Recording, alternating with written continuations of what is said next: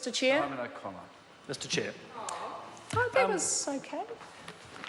Didn't actually think I was going to be efficacious in taking that call at that point, but look, I want to acknowledge what other speakers have been saying around this in part two. I would dispute one part. I'm not sure it's been frustrating. That's just my opinion. I think it's actually been quite informative. Look, I am not supportive of the SOPs around part two to ban sunbeds, and I'd like to elucidate that a little. This part two actually does two things. One is the whole, well, it's all about sunbeds.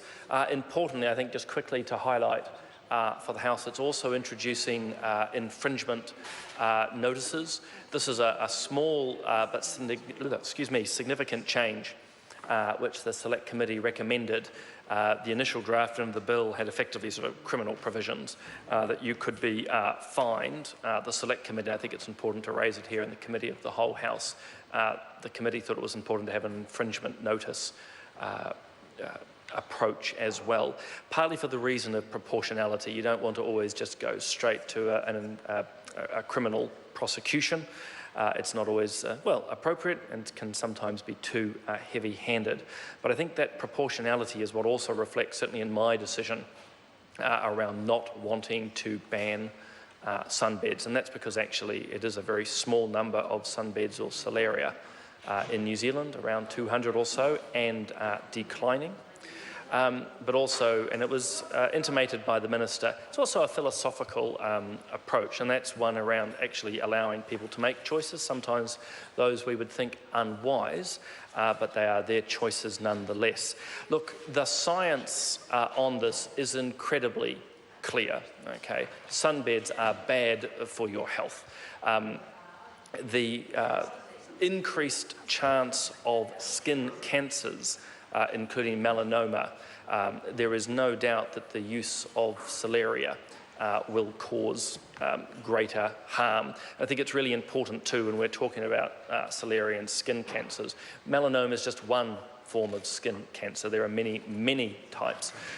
Just a simple use of a sunbed, what it might do to squamous cell carcinomas and basal cell carcinomas and solar keratoses as well. So there's a whole lot of negative effects there. So I want to be very, very clear, and I have been, I think, in the constructive discussions that the Select Committee's had and in this debate, there is no doubt about what the science says.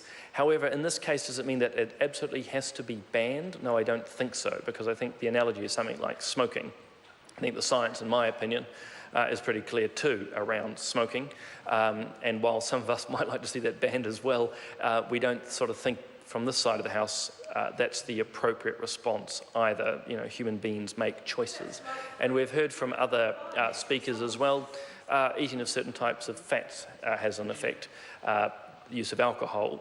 I know there's debates at times around the smoking or the use of marijuana. There's no doubt scientifically that that is a harmful substance, but there isn't necessarily the universal call for that to be banned in the House too. So it's just sort of trying to take a consistent approach. Look, I really appreciate the work that the member, the Honourable Annette King, has actually put into her supplementary order paper. I actually think this is a really good and constructive one. Is that I can't completely agree with it. Again, I think in principle, I understand where it's coming from, but philosophically, again, I don't think it requires this House to ban sunbeds. I think it's actually a prudent approach.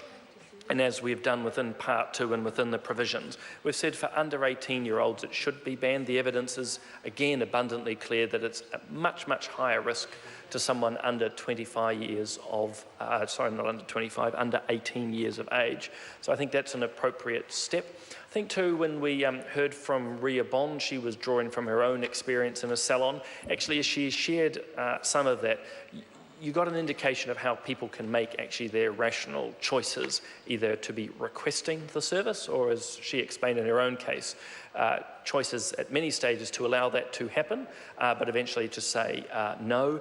I was quite interested by her amendments to the supplementary order paper around nails. Personally, I'd need to go away and understand that a little bit more. It was something that never came up in the Select Committee. I am no doctor, I'm no scientist. It'd be interesting to know whether the difference of, I think, keratin in your nails versus the skin, whether that makes any difference.